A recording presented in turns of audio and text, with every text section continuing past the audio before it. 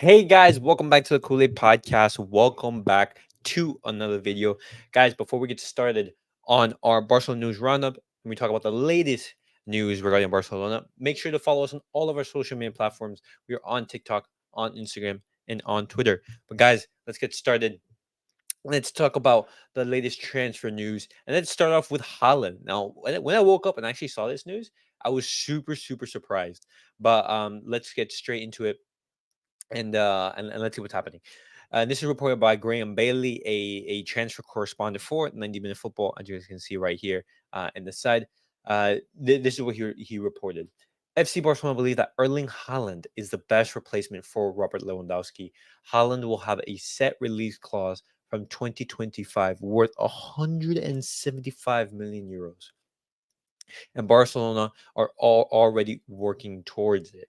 Now, I'm gonna give my thoughts on this. I rate Haaland as a player. I think he is at the moment the best striker in the world, and you can just look at the numbers and his performance last season to basically back that up.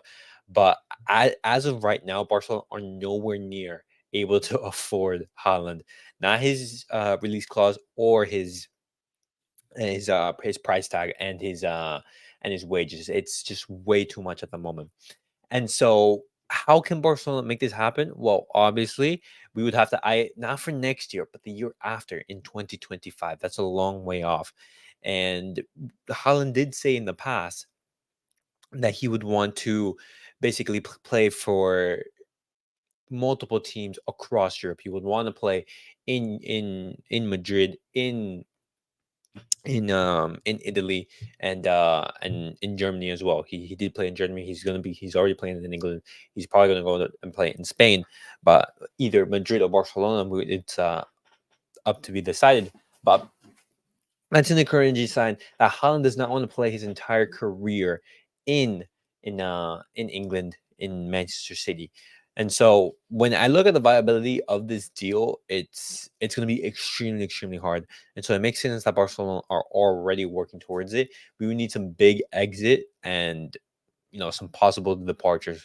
Possibly maybe Rafinha, Robert Lewandowski. Robert Lewandowski, he does have a clause in his contract that says if he plays less than 50% of the matches, Barcelona have the option to terminate his contract, or basically the extension towards his contract. And so, if you were to believe those reports, it makes sense that Barcelona are already eyeing a potential replacement.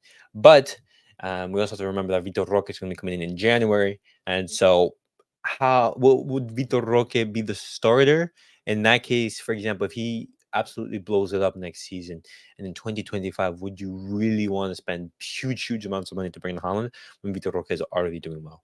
But guys, let me know your thoughts on Haaland coming to Barcelona, not next year, but in 2025. It's going to be a huge operation, both financially and sporting, because it's going to take a lot of work to make this transfer possible. But let me go your guys' thoughts on the Haaland transfer. But now, guys, let's talk about some different transfer news. Let's talk about the two players that have been linked with Barcelona in the past. This news has been reported by Ferran Martinez, a Spanish journalist who works for Mundo Deportivo. Bernardo Silva and Dani Olmo have a Barca clause in their contract that could allow them to move to Barcelona with a clause close to 60 million euros. Now, this is interesting because, guys, we've talked about Bernardo Silva so many times. We know that he's a fan favorite of both Xavi and Laporta, and the club wanted to bring him in. He did renew his contract with Manchester City. However, it appears to be in that contract, there's a clause that he could come to Barcelona for 60 million euros. Just, however, I want to ask you guys: would you guys prefer to sign Bernardo Silva or Dani Olmo? Because Dani Olmo, let me see his age.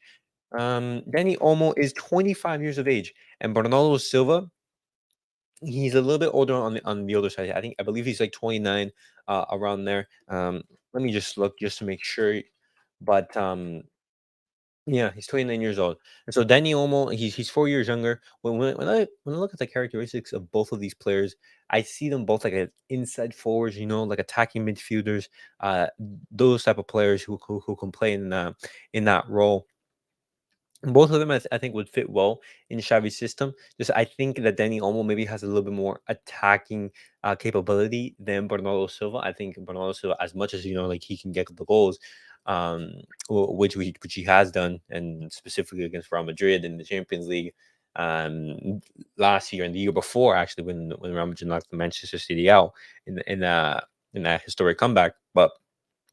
I see Dani Olmo as a more offensive player than Bernardo Silva. Just Dani Olmo is the younger of the two. Both of them are extremely exciting players. Just if Barcelona is going to go for one, no, Barcelona wouldn't be able to go for both. They'd be only able to go for one. And so I ask you guys, would you guys rather see Bernardo Silva come to the club or Dani Olmo? I think they're both fantastic players.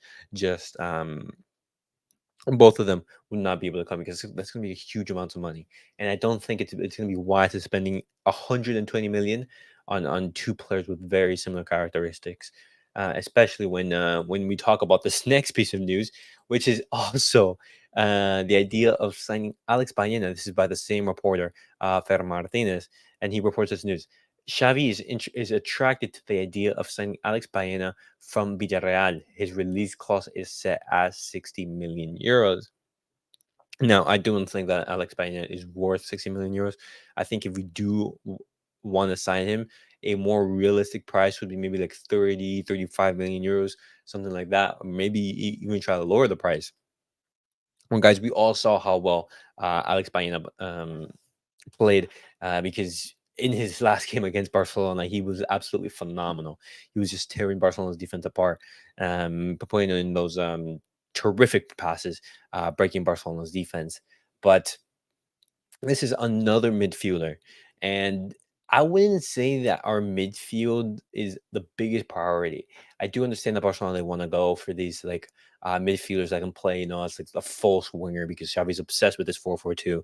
But I think it's also a good idea to like, hey, sign some wingers. That way we can play like with a 4-3-3, something like that, and we have natural wingers on both flanks. But imagine having Nico Williams on the left and Lamine Yamal on the right, or if not, you can put in Rafinha or who knows. But it seems that Xavi and the club are looking to sign midfielders who can play as like that false winger who can integrate into that midfield. Um, but as I've said, I don't think midfield is our priority. I think our priority should be our attack, specifically wingers, and if not, maybe our fullbacks. Because as much as Balde and Cancelo are fantastic options, what happens if they get injured? We need depth in these positions, and I don't think Marcos Alonso and Sergio Roberto are the best of ideas. And so, guys, hopefully you guys enjoyed the latest news regarding Barcelona's transfer market. And guys, as always, remember to like, subscribe, and comment. But before we do that, let us know your thoughts on everything that we have discussed. What do you guys make of Haaland potentially coming to Barcelona, as well as what do you guys make of Barcelona's midfield targets and Alex Baena, Dani Olmo, and Bernardo Silva? As always, guys, remember to like, subscribe, and comment. I'll see you guys.